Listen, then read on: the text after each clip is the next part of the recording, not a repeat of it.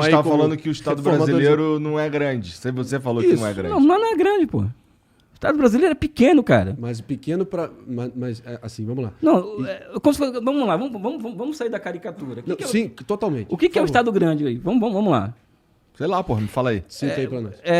O tamanho do Estado brasileiro, vamos pegar o tamanho do Estado brasileiro, número de empresas estatais. Aham. Empresas estatais, tá? Anotem aí. Número de empresas estatais, funcionários públicos, empresas público conglomeradas, vamos lá, empresas ancilares de caráter público-privado, ou seja, o que gira em torno das estatais. Pega tudo isso aqui, não dá 1/4 do complexo militar, do complexo industrial militar americano. 1/4. O tamanho do Estado brasileiro, que não fala que é inchado, não dá 1/4 do complexo industrial militar Mas americano. não é meio que comparar laranjas com maçãs, porque Não. a realidade de cada país orçamentária é muito Não, distinta. não, tudo bem. Então não coloquem para nós Sim. os americanos como parâmetro, então. Né? Porque o que se coloca sempre, olha os Estados Unidos, livre mercado. Não sei, os americanos, nossa, aquilo ali é um exemplo de livre mercado. Esses influências picaretas fazem. Os Estados Unidos, aliás, os Estados Unidos é o país onde o Estado mais determina os rumos da economia no mundo, mais do que a China, inclusive. Estados Unidos. Hoje em dia, sem a menor dúvida. Não, desde 1776, desde quando eles ficaram independentes. Desde a independência. É o Estado mais intervencionista da história. Talvez tão quanto a União Soviética. Tão quanto a China hoje. E os caras ficam ensinando pra molecada que aquilo ali é livre comércio. Porra, pessoal. Tem aqui, pra citar alguém que, assim, sob nenhum cenário é suspeita de simpatias estatizantes, coletivistas, que é o Milton Friedman, assim, exaltado pelos liberais como talvez o grande pensador. Tem um vídeo muito famoso dele no YouTube onde alguém na plateia exatamente indaga ele, né? Por que esse modelo econômico americano é tão calcado na ganância? E ele fala, you don't think China runs on greed? You don't think Russia runs on greed? Every society has ever run on greed. Não é?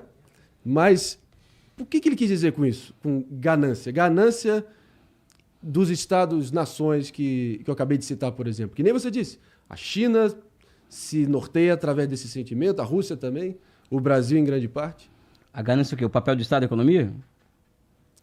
Eu imagino que ganância, nesse sentido, foi usado para ele tentar descrever determinado Estado lutando pelos seus próprios interesses e tentar avançar suas próprias agendas. Tá. Então, ganância, vamos lá. Não vou entrar naquela... Saiu da boca do Milton Friedman. Não, tudo bem. Que fique claro. Ganância do Estado. Tá? O Estado, vamos lá. André, me corrija se eu estiver errado, tá? Como que o mundo hoje ele se movimenta? Opera. Como alguém sabe, você sabe assim, como que ele opera o mundo hoje? Em que sentido? Em que sentido? Cara, o mundo opera a partir do seguinte movimento.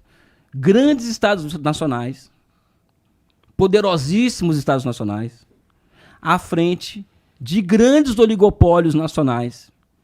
E esses estados agindo e se movimentando o tempo inteiro em favor da proteção desses oligopólios, do financiamento desses oligopólios, e, se possível, vai à guerra em nome desses oligopólios.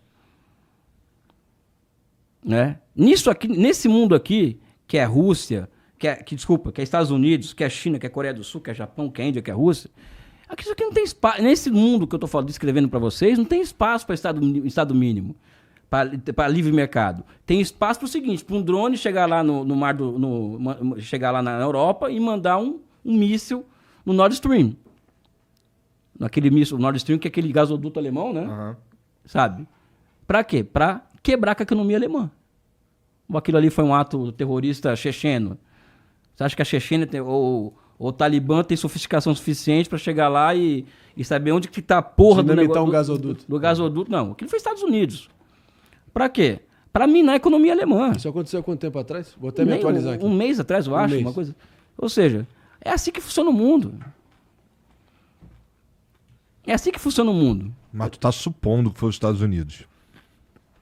As minhas suposições são baseadas em regularidades históricas. Mas tá? regularidades históricas significam evidências do presente? Sim.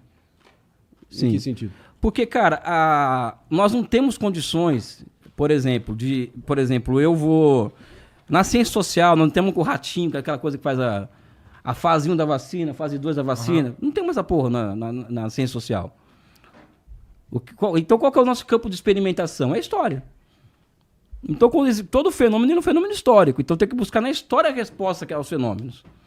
E quando eu olho para a história, esse tipo de coisa que aconteceu no Nord Stream é obra de uma potência estrangeira.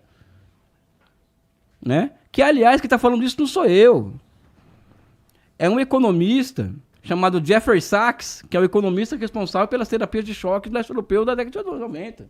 Ele está falando desse negócio do Nord Stream. Não sou eu. Eu sou suspeito, sou comunista, marxista-leninista. Ele escreveu algum artigo afirmando isso? Tá no Veio a YouTube. público entrevista? Pô, não, ele tá chutando para baixo. Ele tá numa fase, o Jeffrey Sachs, que ele cometeu todos os pecados da vida dele. Todos. As Quais maldades. pecados? Oi? Cite alguns. Cara, a terapia de choque na Polônia, por exemplo, na Rússia, né?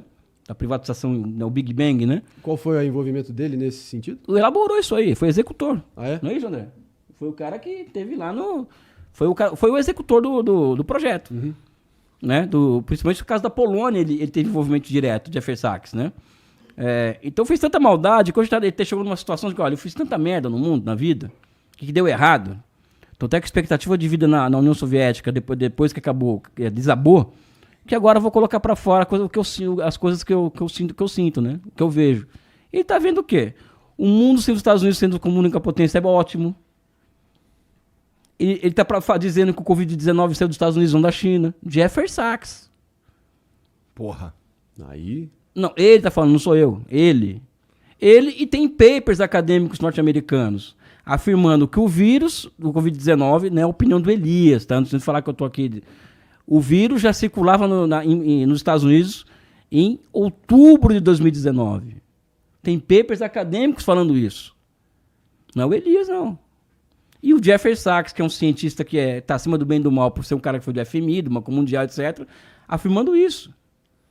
Mas e as outras evidências abundantes que dão conta exatamente o contrário? E que é quase um consenso hoje em dia mas que eu não estou falando que foi na China, não. Elias, não estou advogando que foi na China. Mas eu também não estou colocando na tua conta, estou só aventando aqui, estou só... Sabe? Só eu não estou especulando. aqui... Primeiro que o Covid, por exemplo, as pessoas falam o vírus chinês. A China criou o Covid. Pessoal, o vírus é um produto da natureza, não é de um país. Lembrando que da gripe espanhola originou nos Estados Unidos. Sabe? Os Estados Unidos tem outro. Então você pode criar por laboratório. Né? Agora,